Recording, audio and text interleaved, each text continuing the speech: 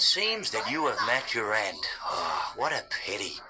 You know, I don't feel too bad about it, though.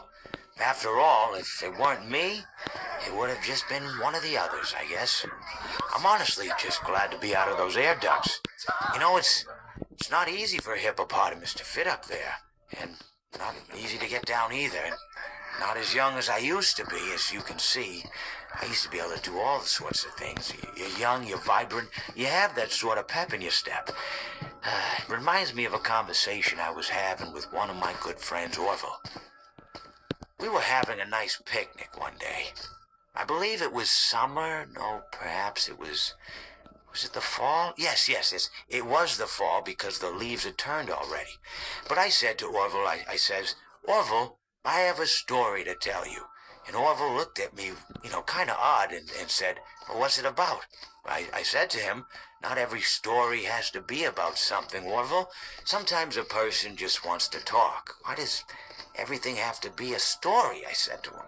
He just looked at me and he said, well, you said you had a story, and he was quite right. I did, in fact. I told him I had a story. I suppose if a person just wants to talk, then it's best to not announce that you're telling a story. Telling a story does come with its own pressures and expectations, I suppose. After all, if you're just talking to a friend, then there's no more expectations than if you were talking into the wind. Words by themselves aren't expected to carry, aren't expected to stick.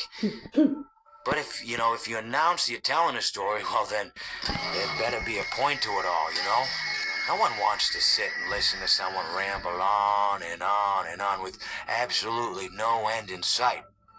So, it's good to be mindful that when you tell someone that you're about to tell a story, that you have something to say. Telling someone that you're going to tell them a story is tantamount to asking them to stop what they're doing and pay attention. You're basically saying, hey, buddy, stop everything. Stop what you're thinking. I have a solution to everything. And, well, I didn't really have any story to tell. In hindsight, I probably just misspoke when I said that I had a story. I think it would have just been better to tell Orville that I wanted to tell him something rather than tell him that I had a story. But, even then, it might have put too much importance on the whole thing. Either way, it was quite a nice day. I remember that we were drinking tea.